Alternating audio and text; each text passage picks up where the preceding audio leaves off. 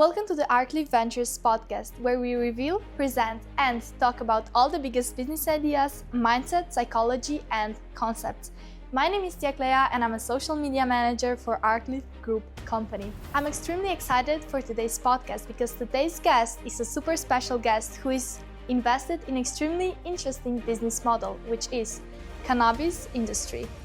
David Petronanos is a Chief Executive Officer of the Clea Pharma AG, which is a company driving a therapeutic potential of medical cannabis. He's a manager and founder within gastronomy industry, as well part of technology startups and international companies in the fields of engineering and finance. He previously worked at Alpha 3 Invest as an investor relations and founded the consulting and investment advisory firm FINELEAF, which is leading consulting and know-how hub for companies and investors in the fields of hemp, medicinal cannabis, and in Europe. His consulting focus is on company sourcing for investors, investment advisory for investors, company setup, business and finance, and negotiations. David Petronanos supports the Arclif Group activities on a global scale and is responsible for strategic advice in special projects. It's a pleasure to have you on today's podcast, Arclif Ventures podcast.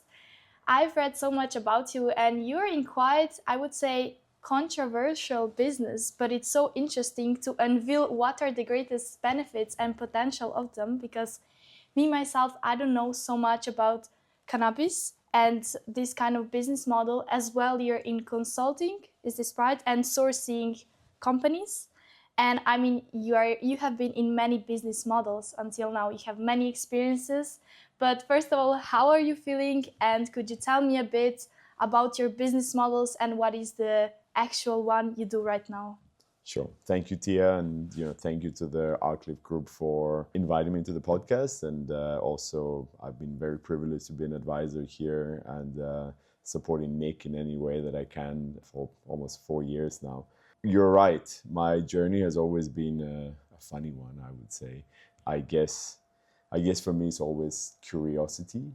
And looking into the current industry. So we founded a company called Clea Pharma back in November 2022. The reason when we came into this was I had been for quite a few years before set up a consulting company called FINELEAF. The journey here on, you can ask me down the road, but getting into medical cannabis and why and how, it's an interesting one because I've gone from, I studied marine engineering, I worked in oil and gas, I worked for the British Ministry of Defense.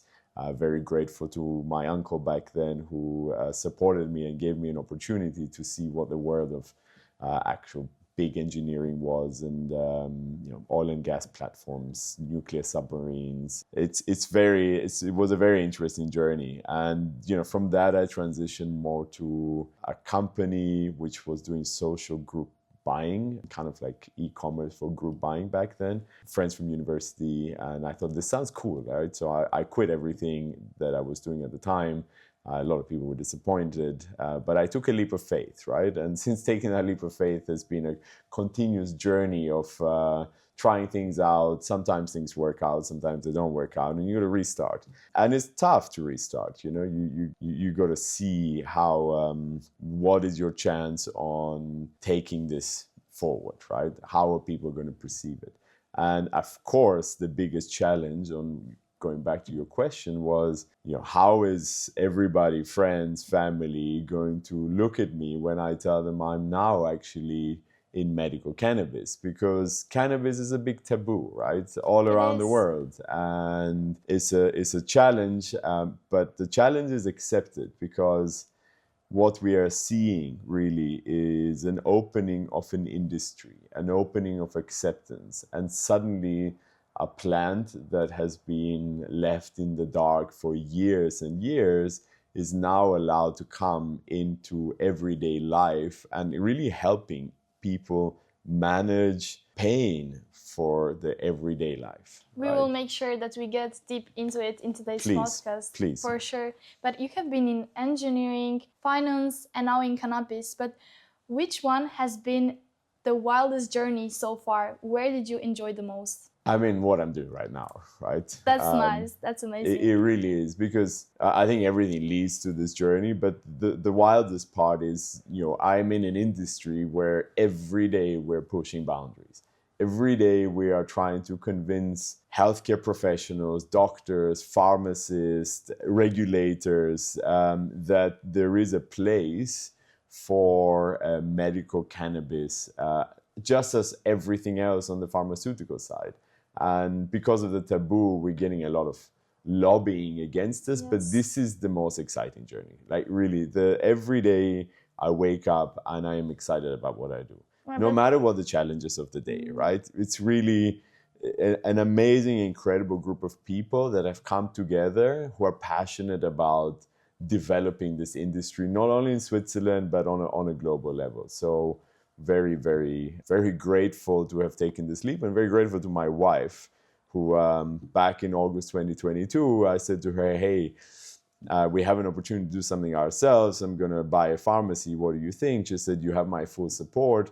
And that's really where my journey kicked off on this project. That's really inspiring that you're really following your passion, because I know many people, I mean, this is, first of all, a taboo theme. It's controversial because I believe people don't know about it so much, or have, let's say, negative perspective on it. And I'll make sure that we get deep into it in today's podcast. But it's also really important that your partner is supporting you at your business model, especially when you make a certain change, which is really a big step forward. And especially when you open yourself some new company. So you have FINELEAF and Clea Pharma. Could you tell me a story behind it and why such interest for this cannabis industry? First of all, I'll rewind. So I went from kind of finance to a very small commodity trading firm in Zug. And I was working for a very interesting, cool boss who showed me a lot of things, how to do things right and how to do things sometimes wrong. Sorry, Costa. Hope you're well.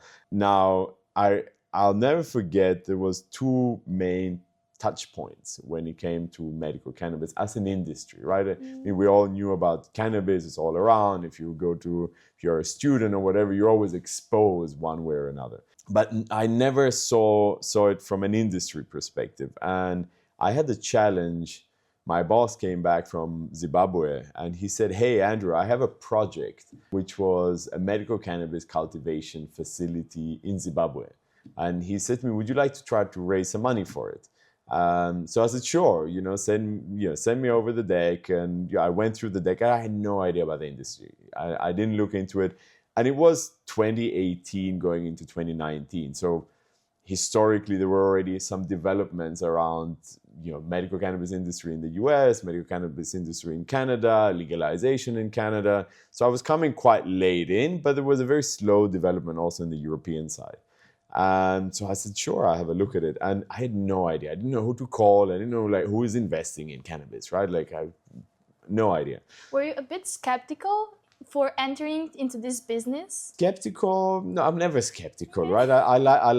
I like fun things, but it was a challenge, right? Like everything, it is a challenge. And what was the hardest obstacle to overcome while establishing your business or opening a company? So FINELEAF came out of this, right? So basically, I called an old friend who I went to university with, who was working in an investment bank in New York, somebody we've also been engaged with Arclif Group. And I said to him, hey, Mike, medical cannabis, what do you think? And he said, sure, let's have a look, right? It's like a typical kind of investment banking response. And we went through the whole kind of route. We talked to the founders in Zimbabwe who had a great experience on other industries from before coming into this. And we spent about a couple of months looking at it as an investment. Then the US guy said, look, Africa risk, we don't want to take it. But that gave me a chance to look into the industry in Europe, right? And I started digging more and more into it. I saw what was happening in Canada, in the US. I saw what was happening in Germany. And so I was like, okay, let's start looking at the pain points of this industry and let's understanding more about the pain points in this industry. And like in any industry, especially new, everybody's looking for capital, right? Yes. So I went out of that and formed a company called FINELEAF, which was a consulting firm. and mainly business consulting and raising capital for companies within this space. And it was really interesting because I again reached out to the US guys and they said, where would you invest in the European space? So I took that as my own challenge, right? So I formed a company on the back of that. And I started basically taking every meeting that I could get. So I said, we do business consulting in the cannabis space. I did have to, for quite a long time, when I would speak to my family, say, I'm in business consulting, right? Not mentioning the word cannabis, because, it just created question marks that I didn't want to address at the time. And the more and more I dug into the industry, the more and more I got excited. And I spent literally the first 12 months taking every single meeting every single company, and saw the opportunity that FINELEAF could not only help on raising capital, but could also help on business advice, strategy advice. And I took that as my own challenge to cover the entire European market and on a global level. And then COVID happened. It was a pretty big crisis for, I believe, every single business. It was a good crisis, but at the same time, it was good in the sense of a company formation. You couldn't take meetings, but you could connect with the whole world, right? Most of the people were stuck at home and you were in front of a laptop, either watching Netflix if you were really bored,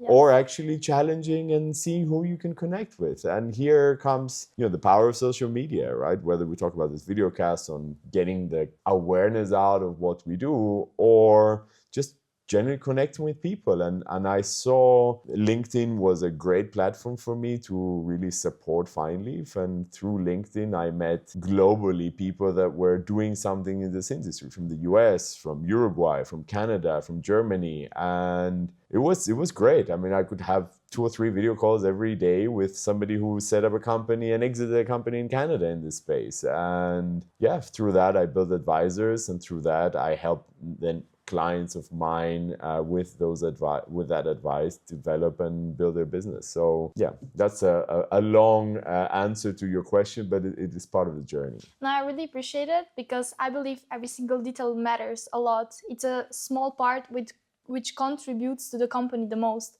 But mentioning cannabis, I believe it's a pretty popular theme to talk about nowadays, and it has become so popular and as well very controversial. So what do you think is the biggest misconception that people in Europe or even in Switzerland in 2025 still have about it? On the word cannabis or marijuana or weed or all these jargon words that we have around the plant. The misconception is that if you look before 1961, when the United Nations Single Convention came on narcotics, and they put cannabis in the same category as cocaine and everything else, the whole misconception was always, if you are ever exposed to cannabis, you now have opened the gates that you will become an addict on many other things, right? Or you want the next challenge. And this is sad, right? This is really sad, because we live in a modern world where we already know that the war on drugs has been a huge failure,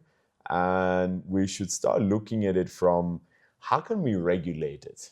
Right? Like everything else, most people consume alcohol, and, a lot of people consume alcohol for relaxing at the end of a busy day, right? Or having a fun in the weekend. But actually, alcohol causes more deaths than anything else. I believe anything that you take in too high quantities is bad for your body. Even if you eat too much protein, too much veggies, too much anything, it's bad. But if you take it something in some qualified measurements, then it's good for your body. I mean, for example, like my granddad, he's a Balkan dad, so almost every morning, he drinks 1 deciliter of wine for the blood and for the whole body system. So I believe if you take it properly, in proper measurements, then it's okay for your body, and especially if you take it correctly. So, I mean, we're gonna get into it, but you will explain to me as well about cannabis, but the point is, you need to have it regulated. You need to have it regulated, and like you said, everything in moderation, right? If you drink too much alcohol, it's going to be bad for you. Drink too much coffee, it's going to be bad for you. If you eat too many vegetables, I don't know if that's going to be bad for you, but everything in moderation on having a variety. And this is where we come in also on the medical cannabis side, right? we try to make sure that that you're getting the right dose. And the biggest challenge which we have with medical cannabis is one flower is not the same to the other, right? So the chemicals within one specific strain are very different to another specific strain. And it kind of goes down the route of, some people would say, personalized medication. Because let's take an example, right? Let's say both myself and Nick suffered from ADHD, right? And I would say I suffer as well. Everybody, I mean, what you will learn is that everybody within a spectrum, right? So everybody's within a spectrum of ADHD. Some are quite high, some are quite low, but we all suffer from it, whether we like it or not. And Nick and I were in the same spectrum. Somebody prescribed medical cannabis to us, and now one strain might work for Nick, and let's say we're the same genetically, but one strain might work for him, and the same strain might not work for me. So this is where comes the challenge, right? This is where comes the challenge also from a pharmaceutical side. So you got to try what works for you. What we are really seeing is now this medical cannabis, call it Pandora's box, has opened, and you see a huge billion-dollar market that's been developed in the US. You see a multi-billion-dollar market also out of Canada. Germany is growing substantially. And now you start seeing, okay, what else can we do, right? We go back to the regulation. How can we take this flower and what can we make out of it, right? Does it compare to the wine industry? Because you have so many varieties that you can blend and you can create something finished. Does it go on the pharmaceutical side? Does it go towards the tobacco side? My answer is always it covers everything, right? And just like you regulate tobacco and food and pharmaceuticals, the same way you go to regulate medical cannabis.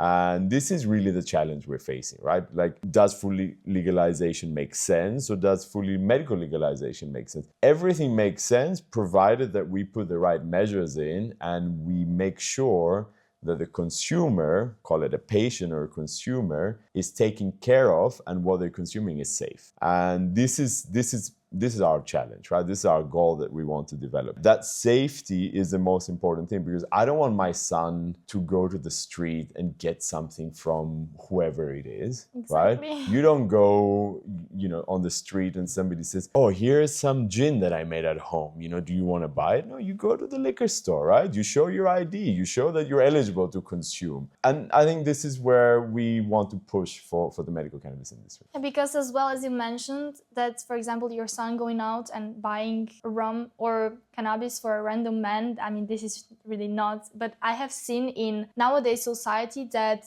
let's say, weed or cannabis, it's really popular and well used, but I would say for negative reasons, or like people are trying to escape their reality, to feel more calm, to have these lucid moments, to just feel more relaxed. But I feel like they are misusing it or like consuming it way too much. I mean, what do you think about it, and what are your insights on this? Because I believe it's going way beyond the limits that I agree to an extent, and would disagree to some other part, but I'll tell you why. So it goes back to the regulation side, right? Mm-hmm. So medical cannabis, or cannabis in general, and I will not bore you too much with the details, but what we know so far is that from the cannabis flower of the different strains, we have more than 120 cannabinoids, we have flavonoids, we have terpenes. So there's so much chemistry within just one flower. What we really know is that the main, let's say, cannabinoids that have effect is THC, tetrahydrocannabinol, and CBD, right? And then you have now CBG and CBN. Now, for us that don't know, could you maybe over-explain Sure, it? I will make it very simple. So Okay. The THC part is the thing that makes you high, that makes you not hallucinate. I mean, you have to take a lot of cannabis to hallucinate, but it's the thing that makes you stoned, or whichever terminology you want to use. But in moderation, it can help with chronic pain, it can help with sleep, it can help with, if you're going through palliative care, so you've been diagnosed with cancer, it can help with nausea, appetite loss. So there's a lot of things that this plant now helps with. If you start introducing THC to anybody below the age of 18, I would say kind of 21, where your brain is developing, it can have effects towards psychological effects, right? Psychosis, schizophrenia, it can cause these things. But so can a high consumption of alcohol if you're using it below the age of 18. So again, it goes to the regulation, right? We should have it either you're able to go with a card and take it in the shop and you can prove yourself that you're eligible, or a doctor is actually looking after you as a therapy, which is the route that we focus on, right? Where the doctor understands that this is a potential for a therapy in comparison to any other pharmaceutical. So the part of people using it to relax, I'd say anybody above the age of 18 or 21 should have a choice whether they would like to consume cannabis before going out or before hanging out with their friends at home rather than alcohol. And what I can tell you, and I use this connotation, there has never been in the history of cannabis consumption, first of all, a death. Second of all, you never hear of somebody smoking too much cannabis and going home and, sorry to say, beating up their wife or their kids, right? But you do have that on alcohol. And the other thing is that if you smoke too much, if you consume too much cannabis in whichever way or form, the only thing that will happen to you, you probably go to sleep and have a very nice sleep and wake up the next day feeling great, right? Quite different to if you drink too much alcohol and you end up going to sleep and you wake up with a huge headache. Or you even end up in a hospital with your stomach Correct. being The challenge is accepted, right? So, but it's I don't think alcohol is wrong in moderation, right? It's a joy sometimes to consume alcohol, but now you have a modern world and a modern society of youngsters, also like yourself, who say, look, I don't want to be consuming alcohol. I don't want to smoke cigarettes. And, you're going to find an alternative. But if you find an alternative which is also in some ways in a moderation healthy for you, then that's a win. I will... Yeah, I mean, I don't drink alcohol. I don't smoke. I don't consume weed. I have never tried it. I hate the smell. It smells disgusting to me. But how would you present it to me? Just, I don't know, expose some good benefits, so then I would actually consider consuming it on sometimes not everyday basis, but for example to help me get a better sleep, to feel less anxious. On the medical cannabis side, currently it is a prescription drug, right?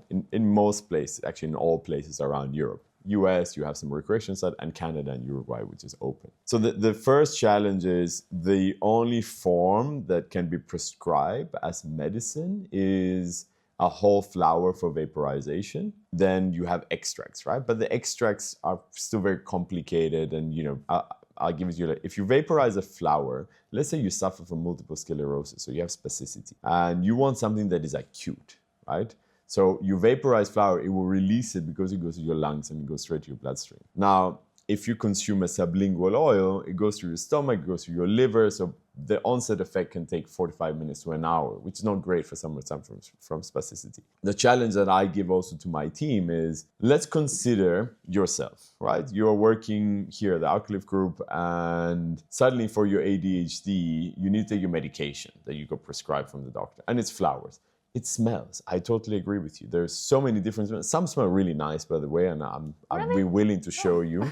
You're not going to say, oh, I need to go outside and vaporize my medication, right? Then suddenly Nick and the team will be like, I'm a bit concerned about Tia. Like, she's consuming cannabis. And you're already stigmatized, right? So you're already in this, let's say your example and another example, you work in a bank in a floor of 100 people. If you're already... pushy and stuff, then people say, oh, you're also a cannabis consumer. It starts to create stresses in yourself. So I'm taking the challenge now and saying, what other ways we can introduce on consuming medical cannabis, which doesn't create the stigma or the smell, right? The same with tobacco, right? No, it's not cool to smoke cigarettes anymore. It smells like, It's disgusting. I can't. Exactly, right? I mean, I was a cigarette smoker a very long time ago, and best thing I ever gave up. But so my challenge, and also to the team and to the rest, is how can we make other derivatives out of the flower which have the same effects and the same onset? So would we look at a liquid vaporizer which can be flavored in a sense so it doesn't have that stigma of the cannabis smell, right? But you still get all the benefits out of the chemicals, which, for whatever use you're using medical cannabis. You see in the US where the market has developed, you have lozenges, you have edibles, you have drinks with THC now, and it's a bit like taking an energy drink or a coffee, right? Imagine if you can microdose and it keeps you calm and focused, and you don't need to take any pharmaceutical product for it, right? So this is where I see really the development of the European market, and we play a big role in that, right? We'll play a big role. We own a compounding pharmacy, and we constantly look on what are the next derivatives that we can compound, which can be accepted as a normal pharmaceutical. Basically, you take a pill, or strepsils if you have that's kind of like a lozenge. So with THC, so you get the benefits of THC without having to consume something which is smelly. Right? Or to just looking suspicious, you on the street and then like this, turning and seeing that nobody else sees you. Yeah, and this is my belief of where it's going to go, and this is where I believe cannabis or medical cannabis, whichever way regulation changes over the next 3, 5, 10 years within Europe, you're going to see it being accepted, because it's going to be not in every shop, but it's going to be a way that you can go and pick it up, and whether it's under prescription or into a shop on small doses, and help you deal with everyday life, just like you take an energy drink, and there's whole misconception about energy drinks, or consuming nicotine to relax you, whichever way form that is, or having a coffee in the morning, to give you a buzz to get on with the day. In terms of business vibes, what does the cannabis industry make a difference between the other business models, for example, consulting or advisory and so on? I mean, consulting and advisory, I think you will see it also in the cannabis industry, right? That's how I started my journey in this industry. The most fascinating part being involved in this industry is the amount of different people that have come from different industries joining in order to basically do what I was saying earlier, right? And this is where it's new, right? It's new. And as human beings, we always love something new. We love to create something. And the biggest challenge is, how do you bring all this know-how to develop an industry? Right? Alcohol prohibition, right? Alcohol was illegal for many years. There was shifts until it became legal and regulated. The same with tobacco consumption. And now you see, as I was saying, medical cannabis or cannabis coming into a time where all these things can be developed with it. AI technology can enter in. Investments are coming in a bit slow, because it's not like a hockey stick growth. We saw that happen in Canada and the US, and it challenged the industry a lot. But it's really, this is the most exciting thing, because you have people who are coming from healthcare and pharmaceuticals. You have people who are coming from oil and gas, from investment banking, and starting to create something which was underground and black market, and still a big part of the black market, into a regulated market. And for that, you need everything, right? And this is why this industry is exciting. You need lawyers, you need regulators, you need investors, you need funds, you need entrepreneurs, and you're suddenly creating something which it's not new in the sense of, here is an agricultural flower which is cultivated either outdoors or either in a greenhouse or either indoor. And from this flower, it goes into many different industries. It goes into the automotive industry, where Arclif is very much involved in, right? And you're taking fiber, hemp fiber, which is now being sold to BMW and Mercedes to make things more sustainable, because it's coming out of hemp. So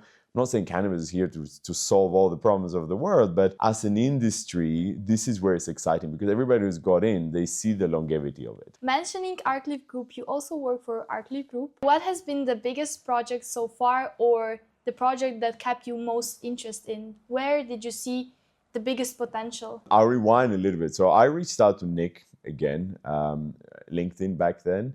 And I said to him, I'm half Greek, half Scottish, so a Greek doing something which was very exciting. And I wanted to know Nick, and I wanted to know more about the venture. We had a coffee, we met, and he said, why don't you join as an advisor? And at that time, the Arclif Ventures had for me, a couple of the most interesting projects, which was Wearable for You, which is now iNails, and then the MEV-HEV project. And the MEV-HEV project, as somebody who comes from engineering, nothing to do with automotive, but seeing the challenges of today's world of pollution and all the rest of it, electric vehicles is a big hype, right? It's not only a hype, it's a way of shift, maybe. right? Yeah, it's a way big of shift. trend. Yeah, and are all normal engine cars, diesel or petrol, going to disappear and be replaced with electric vehicles or hydrogen vehicles? We don't know, right? But we're going to see, because we need to start managing humanity and what we're doing in the world. So anyway, going back, I joined as an advisor, and I was really looking at first the HEV project, because the most interesting part of that project was, hey, we have an opportunity through the Arclif Group to take a project which launched out of China and build a production of electric vehicle cars in Greece, right? So that, for both, I think Nick and I, being a little bit patriotic here, was a great challenge. And I said to him, look, I can make a few calls and let's see if we can move this project forward. And it got really exciting. I mean, we had to face some regulatory stuff. So this has been the most exciting project. I got involved with the Arclif Group. Of course, again, like in any business, we had the challenge of the rights of using the design of the car, because Hummer wanted to create their own electric vehicle. So there's all these challenges we needed to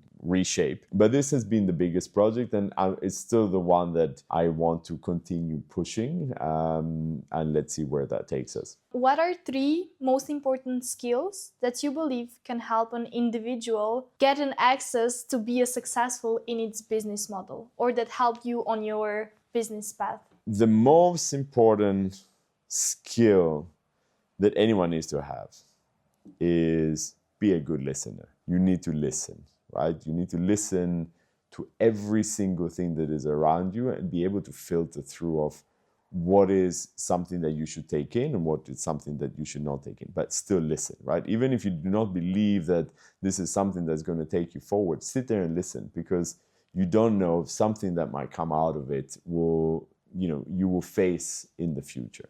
So the number one, I would say, be a good listener. Second, which is a big challenge of my own as well, be a good communicator, because communication is key. Communication is so diverse. It's like, are you wanting to give a message to someone? Are you wanting to delegate something to someone? Are you wanting to basically get a whole team to gather together to create a challenge together? So that communication is key in all forms. So be a good communicator. And third is become an expert, right? If you're going to go into any industry or whatever it might be, become an expert. Become an expert, because if you're an advisor or a consultant at the end, you're gonna need to be able to sit in front of people and tell them or advise them that you know what you're doing, and you want to give them the right guidance to be more successful to what they already are. And so those will be my 3 main points. I know that discussions and negotiations can get pretty intense. But what's the most surprising or shocking negotiation you had, and how could you make the most out of it? How to convince people, let's say? I'm still working on it. Mm-hmm. I think negotiations is a very exciting part, and a lot of people get caught up, right? Because a lot of people get caught up and say, oh, negotiations is all about, I need to get a better deal. But people forget that anytime you enter into a negotiation, you're basically trying to figure out between 2 groups or 2 individuals or whatever it might be, how can you work together to make things better? Or how can you convince them that the deal that they're coming into is benefiting them, but it's also benefiting you, right? And this is the kind of biggest challenge and misconception, because a lot of people will sit there and, let's face it, the biggest things that, when things go wrong, is usually because human interaction was not communicated correctly, right? And egos get in the way. Yes. Right? And this is the biggest issue, right? When egos get in the way, the negotiation will never be to the level that you want it, because somebody will want something more, somebody will feel that you're cheating them. And this is where I go back to it: listen and communicate, right? Because if you're listening, you're trying to understand what they want, and if you're communicating a message that's benefiting both. So this is my kind of view on clear and successful negotiations. I've been in many, and some have worked out and some others have not worked out. And I go back to it. I think that the most of the times that things have not worked out is because people's ego got in the way. So would you say what's missing in today's society is communication, or is there something else? What is missing in today's society? Communication in today's society is challenging. And it's challenging because we have access to too much information, which is good, right? It's good to have access to a lot of information because it gives you a way to form an opinion. But you don't know what information is right or wrong. And this is one of the biggest problems in today's society. The other biggest problem is today's society, and I have many people who think I'm a humble person, but we have enough information, and most people around the world have access to that information and education, and yet, I go back to the ego perspective, we still have war. We still believe that killing each other is a okay thing. Or we still believe that we should be investing more and more in developing weapons and weapons of mass destruction than actually figuring out what is really the problem with society, right? Like, how can we live humbly in this world? How can we feed everybody humbly in this world? How can we all have access to good health care? I mean, these are the real challenges. And society, unfortunately, in many ways is lost. And currently we are faced with a lot of geopolitical issues, and we're faced with a lot of challenging leaders. And there it goes, right? The communication that comes from two corners of the world is very different, it's perceived very different. And a lot of things get tangled up, right? So I think, yes, today's society, we have a lot of problems, and I can, as I said to you, I can go very philosophical around this. Yes. But the main parts is the communication is there. It's just not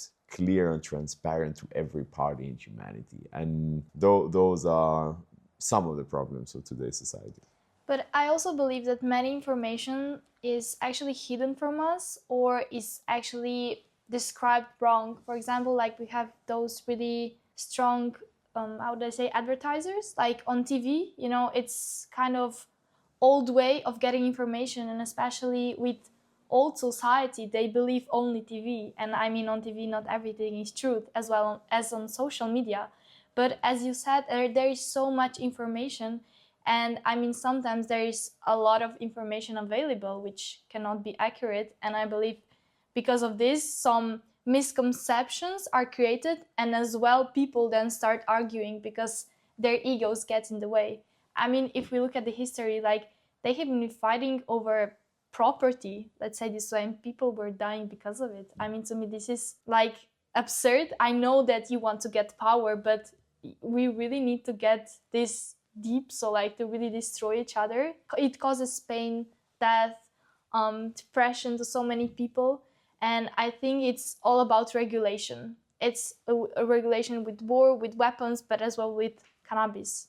Exactly on your statement. I think regulation, so why do we create regulation, is a way for us to control that we don't lose it, right? Because if you do not put regulation on cannabis being one thing, but other drugs being other things, it creates an issue, right? Because you're going to go to the black market, right? And why does the black market exist, right? Why does that whole thing exist, right? It is out of the regulation, right? And you can see it in many ways. You can see that regulation is bad because it's trying to enforce a system and a control. And then you have, challenges, and that's also why wars happen, because we don't like to have that control. We have a different opinion, so we're going to push that opinion. And, this is humanity, right? Yes. We're not all the same. We do not all have the same beliefs. We do not all have the same principles, the same values, the same ethics. And, one side it can be regulated and another side cannot be regulated. And people think it's unfair. And it's hard for me to really explain it in a short... Well, building a successful company, there are many people around you who have to be connected. So how do you establish a long-term good relationships in such a fast-forward moving society or nowadays? Long-term standing relationships. I think and I was faced about this a while ago, but even if you have different values, I think it's important that if you're coming together for a common goal and you see each other, right, and you communicate to each other properly, then you're going to build an established relationship. I think what's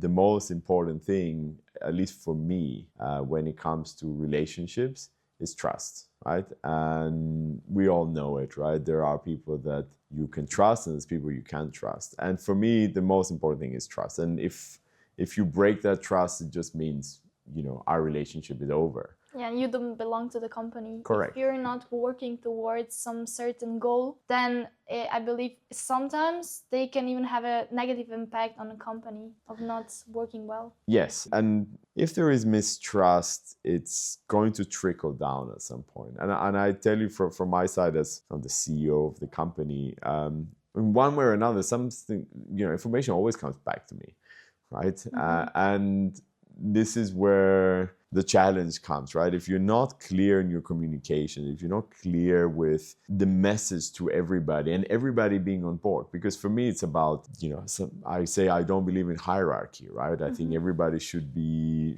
equal, especially within the company. Everybody should be able to raise their word, right? Everybody should be able to come to the CEO or to anyone in the company and say, hey, look, can I have a conversation, right? Bypassing your manager, you just want to also say that I believe that this is not correct. And I saw it working in different companies before where, you wouldn't have that line of, let's say, a line of information, and, you would have to go to a boss who would then have to go to another boss, and, that game of broken telephone, and suddenly, he gets a promotion because you gave him the information. And it's kind of a challenge, whether it's in any society or in any company. So long-term relationship, my main and most important thing is trust.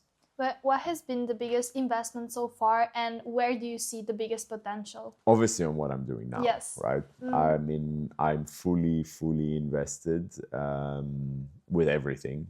I put on not only my personal investment, but my time, my family's time, sacrifices, commitment. This is the biggest investment. And I mean, I think if you go back to what we were discussing earlier, for me, it's the future, right? And it's the biggest challenge, right? Because I told you, my goal is how can I break the barriers to allow cannabis as medicine or as a plant to be accepted like every other phytopharmaceutical therapy or any other therapy, and then eventually for it to become a regulated product.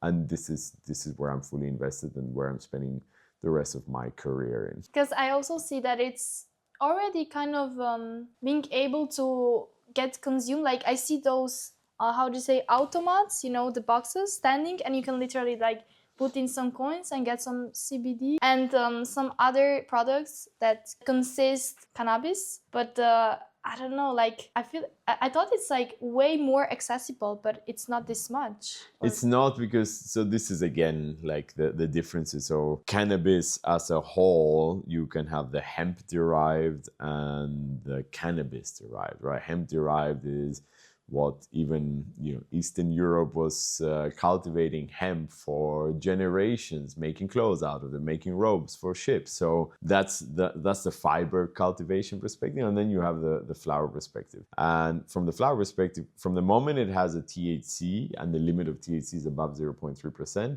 or in Switzerland about 1%, it's considered a narcotic substance. And since a narcotic substance, it's a regulated drug, right? That can either be prescribed by a doctor or bought in the black market illegally.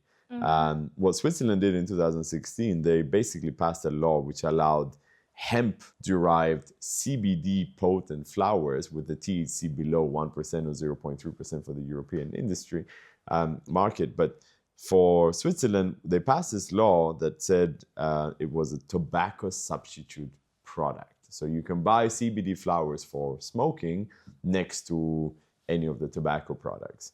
And I think a lot of people in Switzerland and generally in Europe hoped that the rest of Europe would pass a similar law, but it didn't happen, right? So it was it kind of fell within Switzerland. But that's, again, that is the challenge, right? Because one is regulated, one is only under prescription, which I think it is correct to be under prescription because you still need a doctor to make sure that you're sane enough to take this. And yes, the misconception is you have CBD flowers and THC flowers, both look the same, both smell the same, but when you consume a CBD flower, you will never get high, whereas with THC, you would, right? But you need the THC to kind of use it against chronic pain or side effects of calming you down if you suffer from ADHD, for example. So it's still complicated.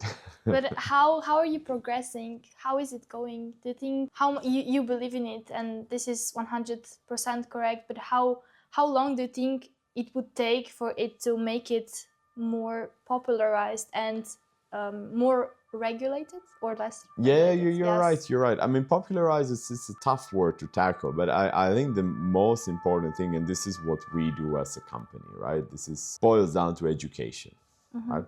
Education and communication kind of come hand in hand, right? Yes. So what we are faced as a challenge is developing and progressing education to the healthcare professionals, doctors. Maybe we can create something within the university curriculum from somebody that's studying medicine that medical cannabis should also be something that they should study about because there are the benefits, right?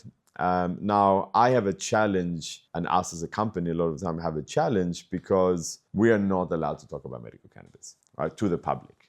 So we are in a fully regulated side, and so we cannot talk that we offer medical cannabis. So we can't create awareness. The only way we can do it is what we do, which is education to the doctors. And then the doctor needs to know enough that he feels confident to talk to his patient that there is a new form of therapy and I would like to put you into it. So there is that part. So popularity-wise, I mean, everybody knows about cannabis. It's just us as a pharmaceutical company and a medical company, we can't really do anything because the regulator sees it as we're promoting a narcotic substance to the public, which I completely understand, right? Is it addictive? Is it not addictive? There's all these question marks, and the only way we can challenge that is by doing more education, doing more research, and actually proving on the benefits. The problem that our industry has on the medical cannabis side, only a couple of companies have managed to do it. If you want to go down the pharmaceutical route, you're going to have to spend hundreds of millions of francs or dollars to basically take a flower, which is not possible. So then you will look for an extract or a pill through a clinical study that you will combat one pill for one indication, right? And then you need to make sure that the Federal Drug Authorization, or EMA in Europe, gives you an authorization for that drug. And we are looking at that pathway as well. And this is the only way that medical cannabis can be accepted as a normal pharmaceutical because you've gone down the correct path. But then at the same time, you have traditional Chinese medicine and, should you look at it on that side? So it's complicated and it's a challenge. But you mentioned, it's actually ridiculous to me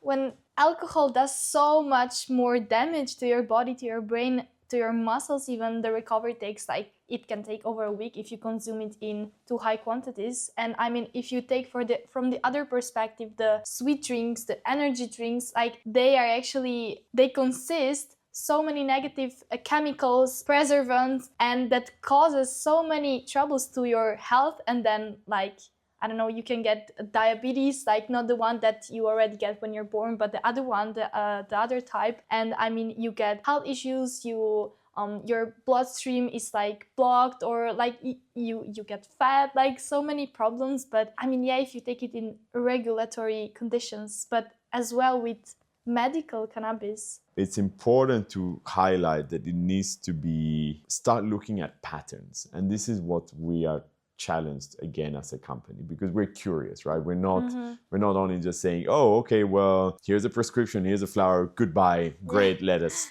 come back again. For us, we're curious as a company, and I think this is why we're different to everybody else, at least in Switzerland.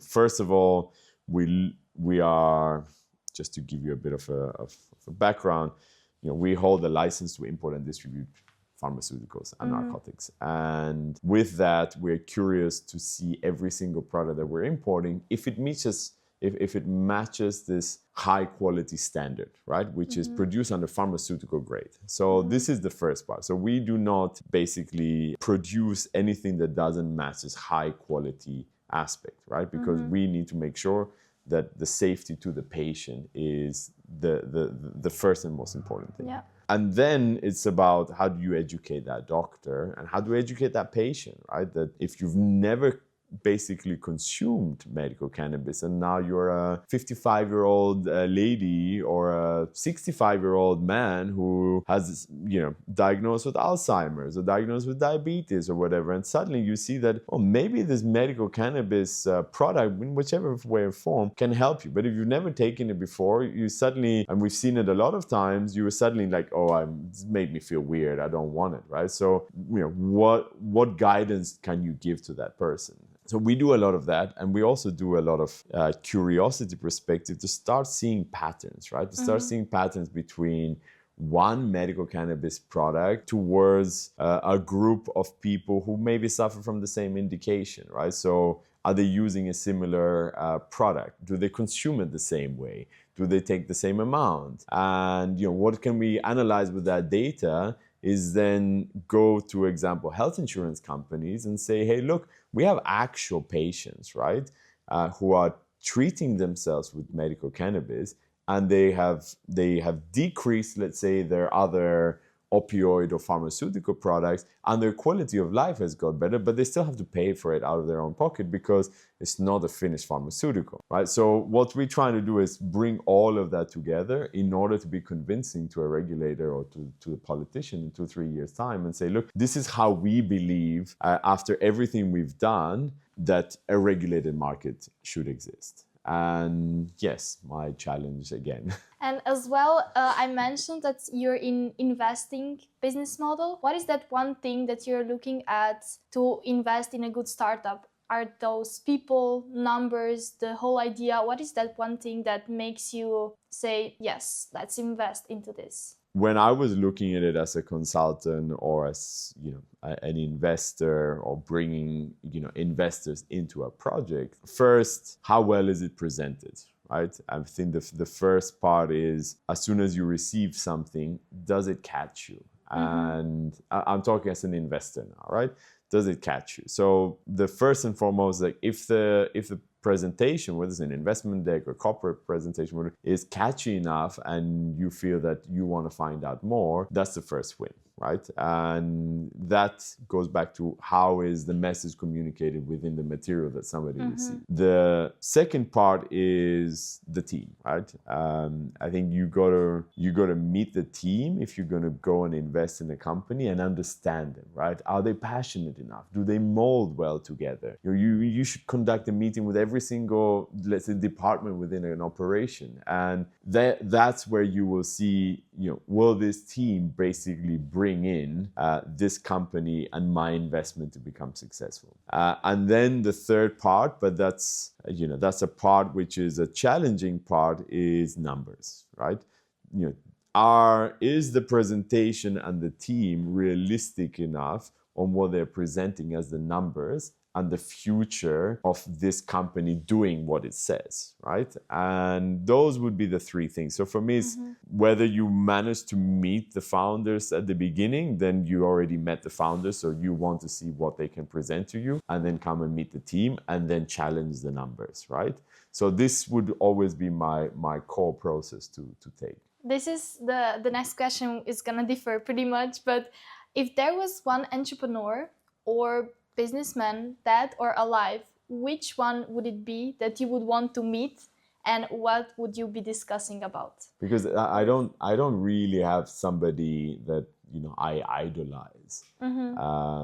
I look at everybody and I believe that every human being is the same. But I would look at mainly entrepreneurs who came from nothing and came somewhere and challenged the status quo and took that leap of faith. There are quite a few names that I quote, but I'm not going to go down that route. What I will say is, whether it's somebody who left the country due to conflicts of war or interest and they moved somewhere, those are the stories that catch me the most, right? Whether you move to the US or whether you move to Europe and created a company like anything you can pick, Adidas, Amazon, Bumble, like any of the new kind of tech companies. But for me, that's the people I look up to and kind of what I follow, because I'm a foreigner who moved to Switzerland. I don't speak really very good German, French, or Italian, right? And when I look back at it, I'm like, oh, what am I doing, right? I started a company in a country where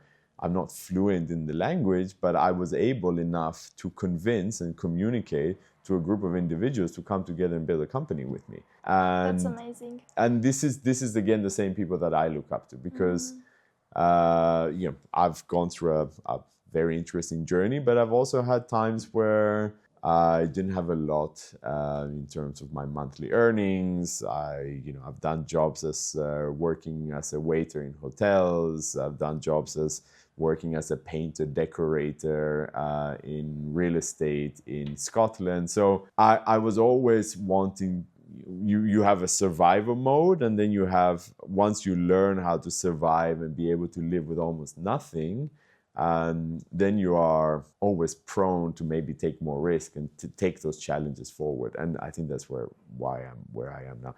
I'm not answering your question. No, you actually are. I like the way where this is going, because you're actually making already an answer to my next question.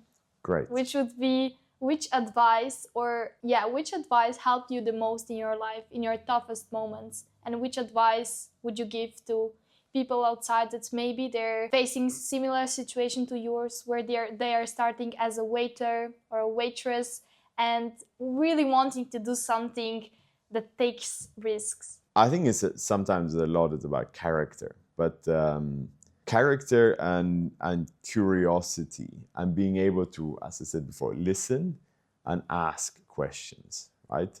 Because if you don't ask questions, whether you ask somebody that is advising you or whether you ask ChatGPT, right? I mean, it goes back to, we are prone and we have so much access to information that it's there for you to make a constructive decision of what you want to do. What I would always say, and I say this to many people, if you have an opportunity to try something, try it. Even if you fail, try it. You never know what can come out of it. Maybe you fail 2 or 3 times. Don't be disappointed. Keep trying. If you're working as a waiter or whatever you're doing, right? Do something in parallel, right? Set something up in parallel, whether it works or not. But what's important is, and this is one part of the advice that I received from an uncle that I keep very close, and also my grandfather from Scotland.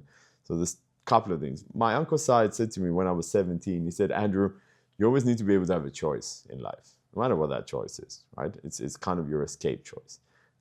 So if you're given choices, so when you come out of school, your choices are a little bit like this. When you go to university, if you study something specific, your choice is like this. And then you go and follow a career path and your choices shrink even more, right? So suddenly, let's say you're 40 years old and you look back and you're like, oh, I wish I didn't study that. And I wish I didn't take this career path, but now I feel stuck. But are you really stuck?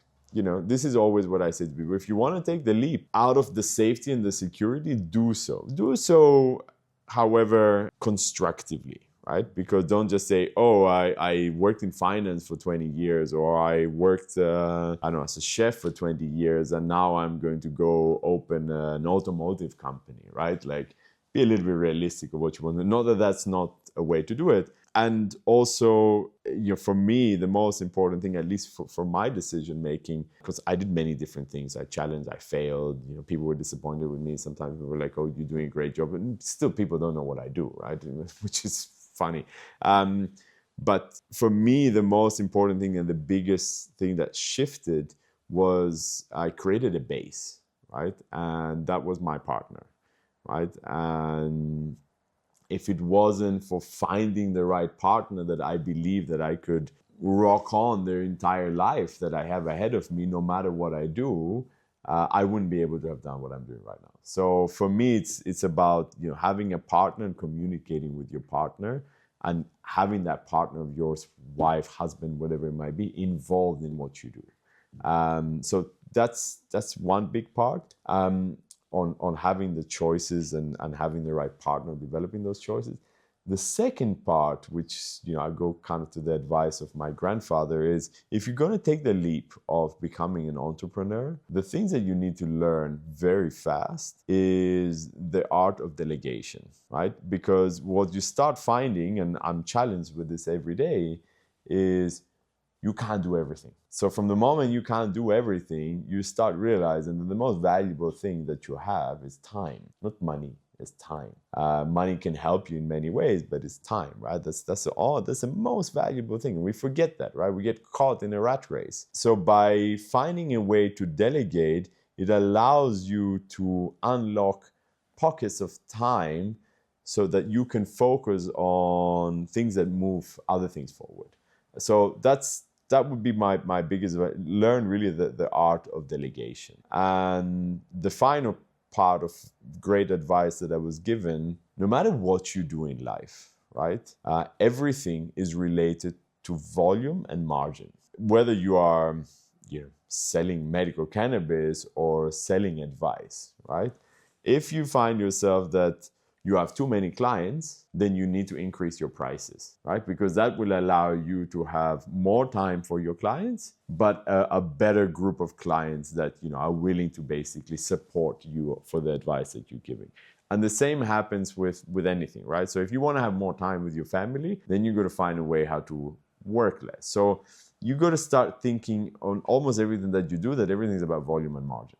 So those would be, if I'm passing on the advice that was given to me, would be 3 main points. These are some amazing advices that I would definitely take in consideration, especially with the time management. I feel like I'm consumed into so many ways and business models, and I'm there, and the next day I do the job that is completely different business model, and then I'm also trying to manage my social media content creation and management, and then I'm also trying to do some sports and read some books, but then I'm also really invested in automotive industry, and sometimes I do car spotting, and then I need to edit this, and then I do vlogs, and it really is the time that is the greatest currency. And I mean, what is the point of having money if you don't have time? Money is important. We all live and work for money because money makes us a good life. But as you mentioned, that you really have to have a good diligence and the management. And I mean, those advices and every information that you have proven or given in this podcast is really inspiring. The way how big, great and positive impact can have in today's society. And I believe we have enlightened a bit our listeners as well, because I know this is a taboo theme to speak about it. I really am glad to have had this conversation with you. And I believe we also inspired many people. And I really learned a lot through this podcast. And I'm really grateful for having you today in Arclif Ventures podcast. Thank you, Tia. And a couple of small things for me to close off with. A couple of weeks ago, I was very privileged to go to Washington, D.C. in Capitol Hill, and I was invited there for a summit called the Global Cannabis Summit. And it challenged a lot of the conversation also that we had today. Where I'm really pushing forward towards is that same summit happens in Zurich next year. Whoever is listening out there, Will and Staten, and it's about bringing that conversation on a global level. And this is where I also believe my placement when it comes to the Arclif Ventures and what I've learned a lot about from Nick, and we talked about time and money and investment, it's what are you investing? Are you investing capital that will allow you to grow your own capital, but also allow that capital that you've invested to grow a company that will make changes in this world, right? Because then it's a win-win. It goes back to the negotiations that we were discussing. And then, the time aspect, and going to the Arclif Ventures and what I've learned from Nick is, always give time to people, right? Have a coffee, have a meeting. You never know where it's going to take you. And this is why I'm very privileged and proud to still be part of the Arclif Ventures, even though always made it clear my time is a little bit limited right now in terms of the time that I have to invest as an advisor. But nonetheless, I support at any time Arclif, and what I enjoy is being involved in the brainstorming meetings that we have twice a year and getting involved in some of the projects, because every single advisor brings something new. And this is why I think the Arclif Ventures model is very interesting, because you have a group of individuals from different industries bringing their know-how, which is a breadth of experience and knowledge that can support any client in whatever industry, right? And this is why I'm very grateful to you for taking the challenge to create this podcast, and happy to have been invited, and look forward to the next one whenever that might be. 100%. I think the part 2 can be even more interesting, but today we have unveiled so many things that I didn't know previously and have enriched my knowledge, and I'm really glad for this. I'm really grateful for this conversation, and thank you so much.